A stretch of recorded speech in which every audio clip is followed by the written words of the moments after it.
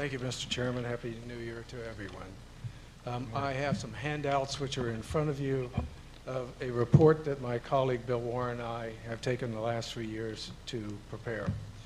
The first page of the handout to you says that Section 2704, subsection 8J, threw the high-speed rail project into competition essentially against air and auto travel.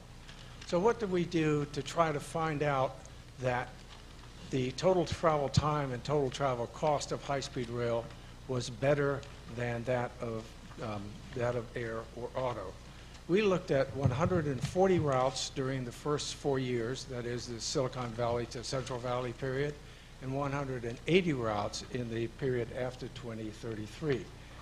And by the way, total travel time and total travel costs are the metrics that were used in the May 2008 report, which was jointly written by the Authority and the Department of Transportation.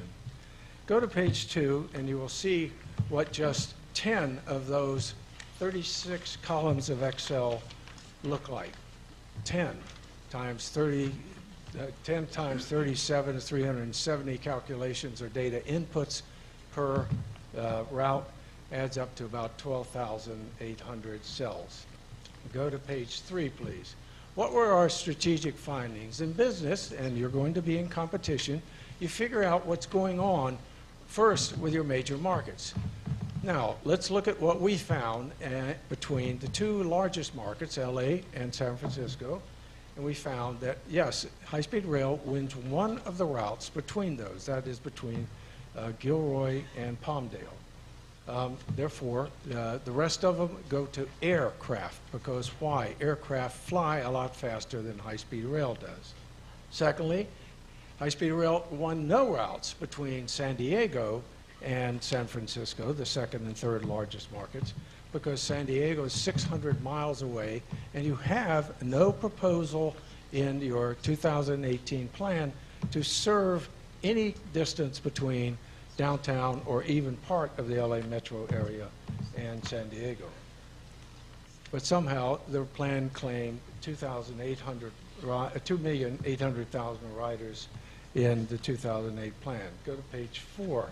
Second strategic finding is that the authorities' planners shot themselves in the foot by making a rider to or from this city, from Sacramento, take a bus ride in the first 4 years of their operation of 4 hours.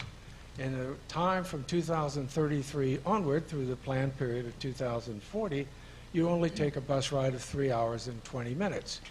Now, that really destroys the competitiveness on the total travel time basis, and anyone who's lived in the Bay Area knows you can drive from Sacramento to downtown or to San Jose in less than 2 hours.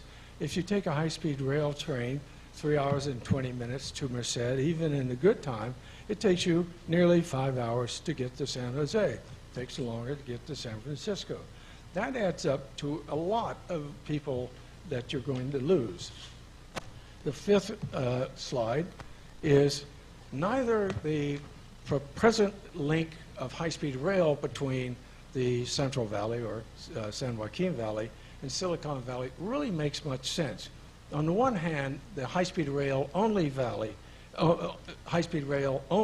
link is going to cost the rider something between $26,000 and $28,000 per year of a round-trip daily commute for 200 days. You do win 50% of those routes, or less than 50, 47% of those routes, on that link on basis of time. But cost seems to be a very, very excruciating factor, and unless that's subsidized by the state or their employers, I don't think you're going to attract many riders. Recently, the idea has been floated. Am I doing okay, Chairman? Yeah, if I could ask you. Sure. If I could ask you to get to your last slide and your conclusion, and then I'll comment about what we'll do with this information. Thank you. All right. There was an idea floated in the Los Angeles Times the week before last about running the Altamont Corridor Express to Merced and connecting the high-speed rail system at that. We don't know where the idea came from. But we did a time analysis, total travel time analysis, and going from Merced to San Jose will take 9 hours daily. Going from Fresno to San Jose, that round trip will be 10 hours and 20 minutes. Via ACE train. ACE Ultima. Okay, Right. ACE, well, Fresno, you have to ride high-speed rail up Beva. Okay, gotcha. Now, conclusion, what did we find? First page. When you sort out all of those numbers, and they are in the big report for which you have a bound copy, you find the astounding, and it astounded us, that only 1 in 5 forecasted riders from your 2018 plan are likely to show up because high-speed rail will not be faster than auto or air on all those other routes, and auto is always cheaper.